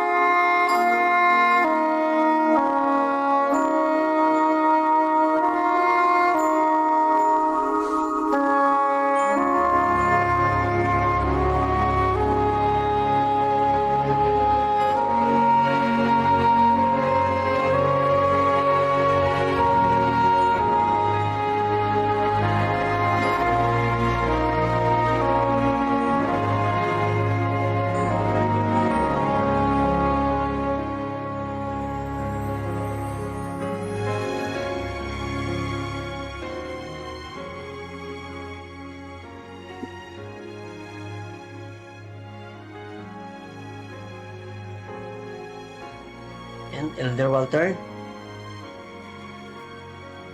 Tayo po'y manalangin. Dakilang Diyos na mapagpala ka po sa lahat. Diyos na may lalang ng langit at lupa. Diyos ng aming buhay. Sa umaga pong ito, dakilang Diyos, amin po kayong pinupuri sapagkat kayo po ang dakila sa lahat. Dakilang Diyos, alam po namin na batid nyo ang aming mga ginagawa na ito ay naitatala sa aklat ng alaala. Sa mga oras pong ito, dakilang Diyos, kami po ay humihingi ng tawad sa mga bagay na aming ginawa na hindi sang-ayon sa iyong banal na kalooban. Hinihiling po namin na inyo kaming patawarin sa mga bagay na aming hindi naman ginagawa, ngunit iyon po ang dapat naming gawin. Tulungan ang bawat isa sa amin, O Diyos, na kami po ay palaging humingi ng tawad sa inyo upang sa gayon, Panginoon, kami po ay maging karapat-dapat sa iyong banal na harapan. Alam po namin na iyong dugo sa Kalbaryo ay sapat upang kami po ay inyong patawarin.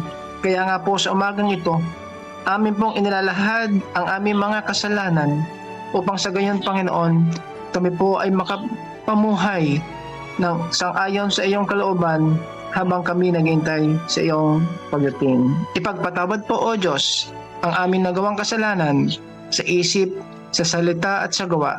Ito po aming hiling sa pangalan ni Jesus. Dakilang Diyos at amang pagmahal, lumalapit po kami sa iyong trono ng biyaya ngayong araw na ito. Nagkakaisa po, Panginoong Diyos, ang aming puso sa umagang ito bilang isang pamilya sa CLPM upang itaas ang aming pasasalamat at ang aming pong mga kahilingan. Panginoon, malaki ang amin pong pasasalamat sa matagumpay na revival series sa Towerville Church. Pinupuri ka po namin sa mga kaluluwang tumanggap kay Jesus bilang kanila pong personal na tagapagligtas.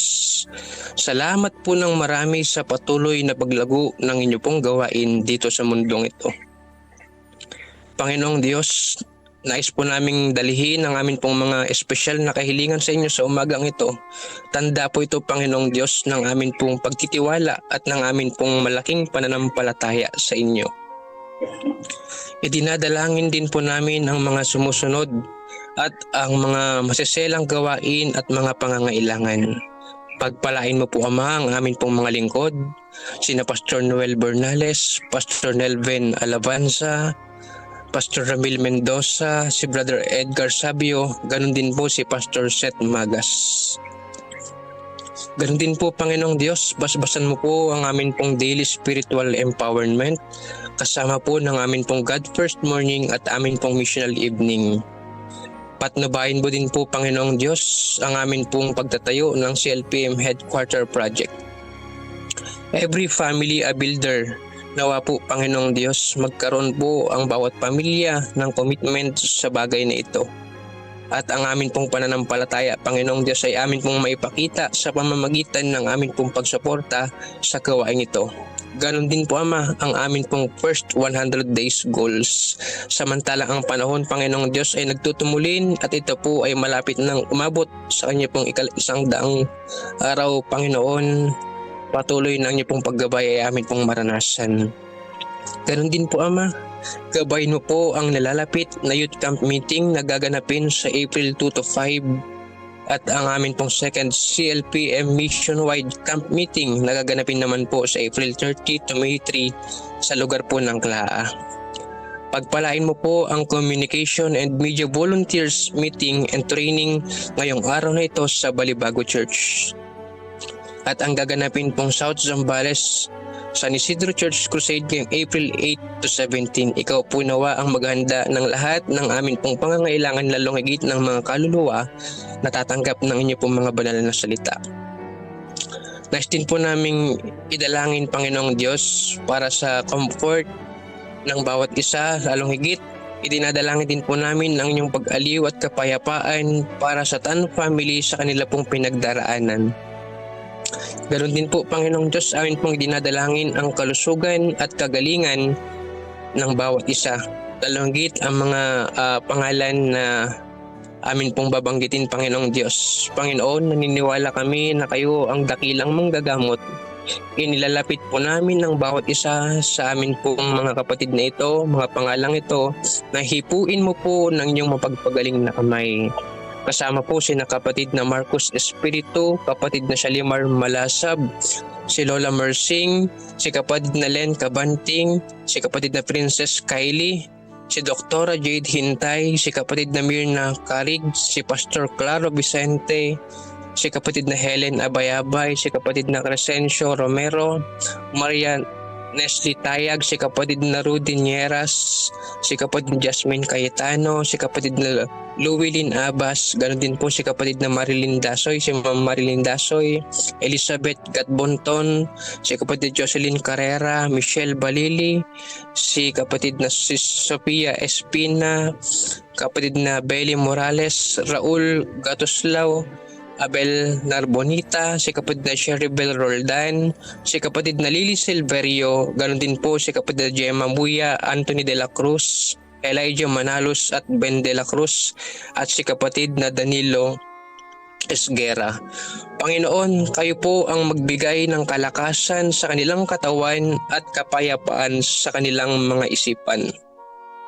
Dakilang Diyos, ang lahat po ng ito ay aming itinataas sa inyo na naniniwalang inyong diringgin ayon sa inyong dakilang kalooban. Sa matamis na pangalan ni Jesus. Amen. Amen. Amen. Maraming salamat, Amen. Brother Amen. Romel at Brother Walter Makatchak. Amen. Amen. Okay. Dadako tayo sa ating pong headquarters sa project video and then closing song at closing prayer ni Pastor Seth Magas.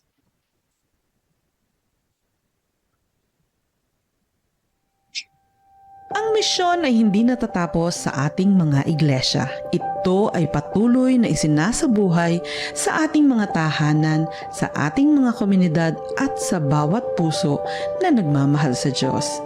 Ngayon, tinatawag tayong lahat na makiisa sa isang dakilang adhikain.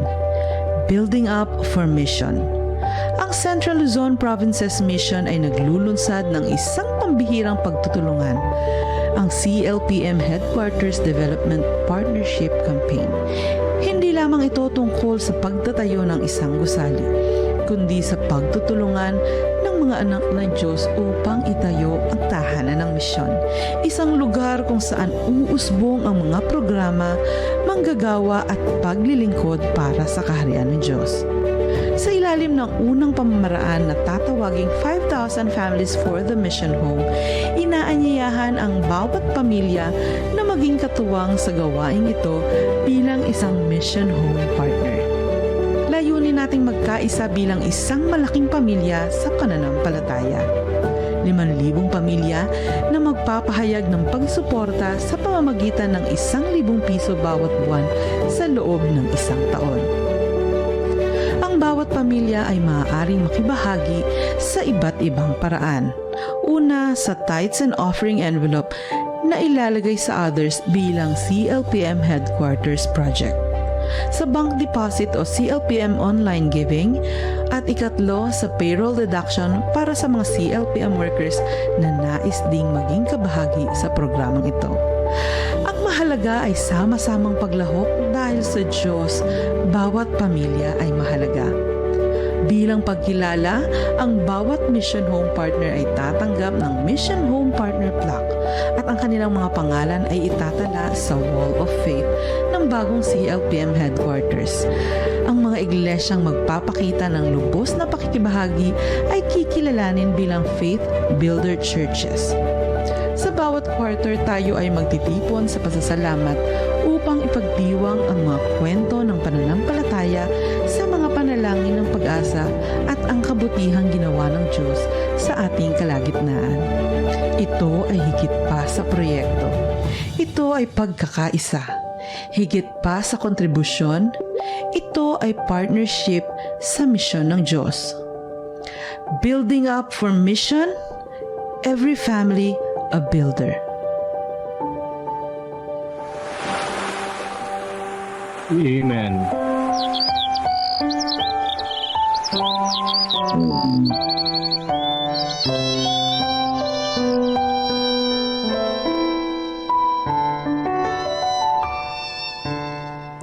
Kapag kay Kristo'y tayo'y magtatapat, sa lahat ng bagay ay magiging sapat.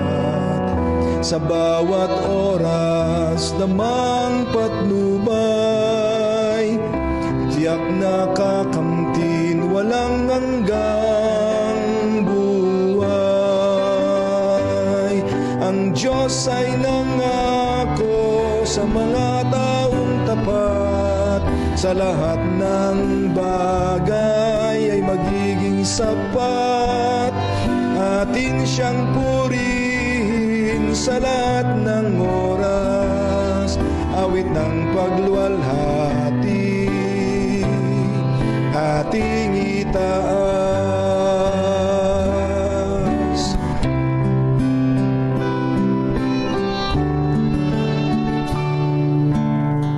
Si Kristo ang ating gawing Panginoon, puso't isip sa Kanya ituon. Di kaput, handog, talento at dunong, misyon sa gawain ng ito'y sumulong. Ang Diyos ay nangako sa mga taong tapat, sa lahat ng bagay ay magiging sapat. Atin siyang purihin sa lahat ng oras, awit ng pagluwalhati ating itaas. Pagagaanin ating mga pasan, sa mga suliranin Kanyang tutulungan.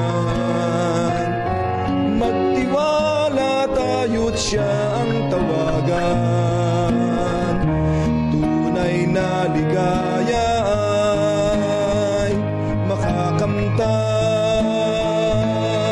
Ang Diyos ay nangako sa mga taong tapat, sa lahat ng bagay ay magiging sapat.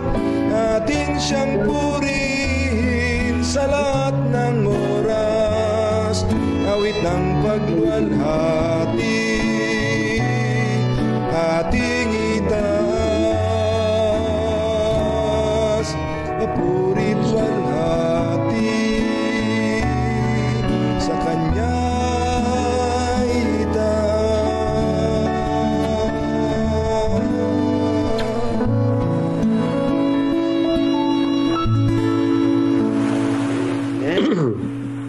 Pastor Seth? Amen. Okay, let's pray.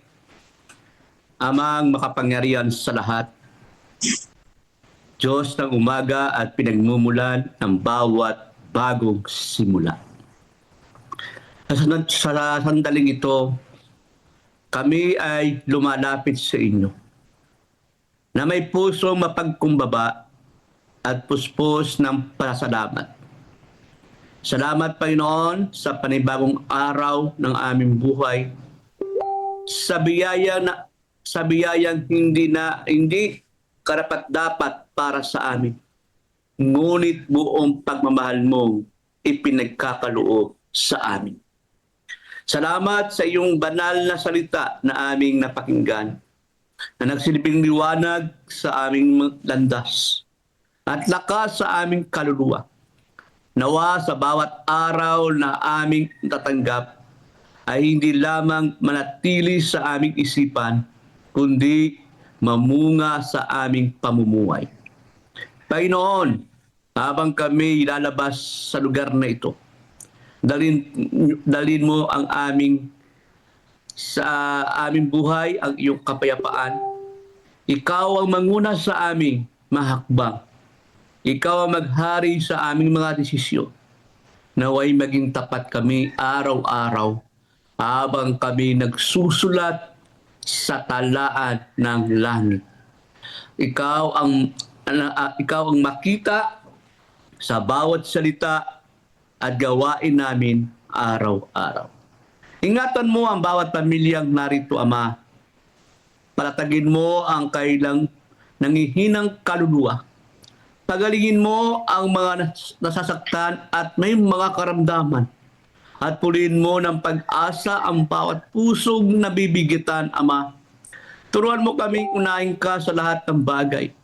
Alisin niyo po sa aming puso ang kasakiman, hindi lamang sa umagang ito, kundi sa bawat sandali ng aming buhay. Nawa maging buhay na patutuo kami sa iyong banal na biyaya. Panginoon, sa aming pag-uwi sa langit ng bayan, samahan mo kami sa iyong banal na presensya. At sa buong araw na ito, Ama, ikaw ang aming sandigan, gabay, at lakas ng aming buhay. Amin pong idinadalangin din, Ama, ang bawat kahinaan na sa aming puso at isipan.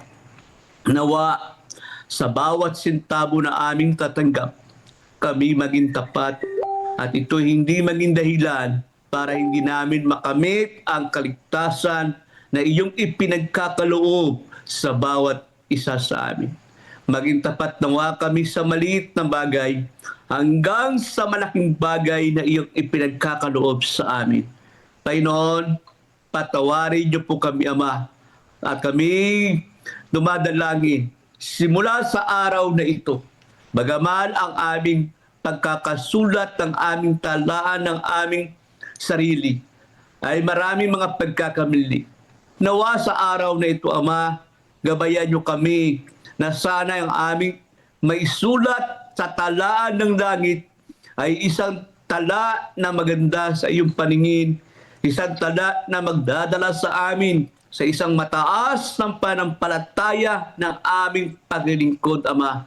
Ama, wala kami magagawa, pero kami nananampalataya na kapag kami iyong sinamahan at sa bawat araw na amin pong nalalabi sa aming pamumuhay sa ibabaw ng mundong ito, nananampalataya kami na magagawa namin ang lahat ng bagay na ito.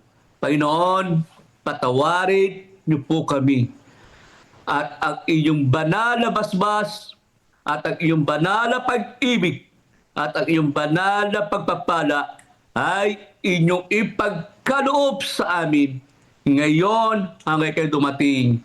Itong aming dalangin sa pangalan ni Jesucristo. Amen. Amen. Amen. Amen. Salamat. Amen. Thank you po, Pastor. Thank you po. Thank you. Muna, Pastor.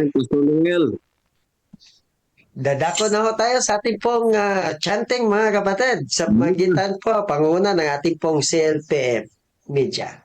Our vision statement: make disciples of Jesus Christ who live as loving witnesses and proclaim to all the people the everlasting gospel that we three angels' messages in preparation for His soon return.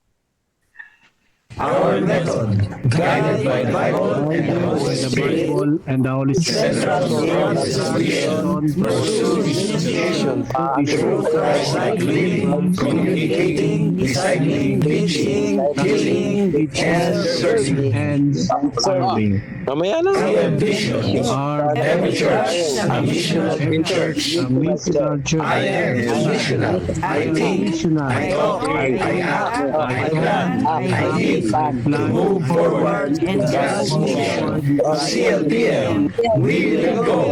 We put God first, and you will never be last. Pastor Joey! Ayan, Pastor Joey. Pastor Joey. Pagpalain kayo ng Panginoon at ingatan kayo. Pasikatan nawa niya ang kanyang mukha sa inyo at kayo'y kahabagan. Itaas nawa niya ang kanyang mukha sa inyo at pagkaluban kayo ng kapayapaan. Sa inyong buhay sa araw na ito, naway patatagin ang inyong mga puso. Manibaguhin ang inyong pananampalataya at gawin kayong ilaw sa iba. Patnubayan nawa ng Diyos ang inyong mga hakbang. Ingatan ang inyong landas at punuin kayo ng kanyang pag-ibig at kagalakan. Sa lahat ng bagay, naway patuloy kayong lumakad na kasama ang Panginoong Diyos, ngayon, bukas, at magpakailanman. Amen. Amen. Amen. Amen, Pastor. Salamat po sa pangalan ng ating pong Selfie Media, ng ating din pong Pangulo. Akin pong pinapasalamatan ang lahat po na may bahagi Mission po tayo. Programang ito. Sa mga naging jogging, inat-inat tayo. Jogging. Salamat, Pastor Noel. Salamat po sa inyo lahat mga kapatid, sa inyo pong paglilingkod at pagtatalaga. Pagpalain po tayong lahat. Salamat po sa lahat ng mga participants. Sir Edmond and Sir Rolando. Sa bypass. God first morning po. God first morning. Po sa dalang elders po natin. Sunday po. Patayin tayo ng ating Panginoon. Si Brother Walter. Pinabukingan natin. Thank you, Pastor Seth. Pastor Seth. Good morning, Kuya Salamat, Moises. Pastor Seth. Sige. Nasaan pa kayo? Mga kapatid. Sir Walter. Edmond, good morning. Gagawin. Happy God this morning, Brother Moises. Brother Bilabanes. Andito na sa mission. Gusto ko yung BP nyo. Saan yan? Bypass? Brother Brother Edmond. Good morning. Morning po. Eliseo. Okay po ba yung mga BP natin dyan? Good morning, brother. Yeah, Johnny. Brother Melvin, halika na rito. Ayoko dyan, walang lugaw dyan. Brother Johnny. Salamat din po pala sa ating sa mga nanonood sa Facebook. Umabot po tayo kanina ng 64. Salamat din sa mga nag-share ng ating pong Facebook Live. Marami rin sa Facebook, mga kapatid. Ingat po, Brother Moses, sa pagkakape dyan sa bukid. Thank you po, Pastor John. Brother Moises, sa kasi mo ay patuloy kung natin. Ayan na. Bye. Salamat po. Kita-kits mamaya sa mga media dyan. Si LPA. Thank you. Jogging na po kami. Salamat po sa ating lahat. Jogging na tayo. Salamat po. Bye-bye po. God bless. Bibilangan na po tayo ni Sir Edmond. Out na po tayo in 5, 4, 3, 2, 1. Bye-bye. Okay po mga kapatid. Salamat sa pakikinig. Pakikisa sa pakisama. Brother Romel, salamat. Sige po. Welcome. Sige po. Sir Welmy. At yan, ang ating God First Morning Devotional sa masarap na umaga na ito, no? Malamig pero mainit ang ating pakikisama sa devotional. God First Morning po sa ating lahat.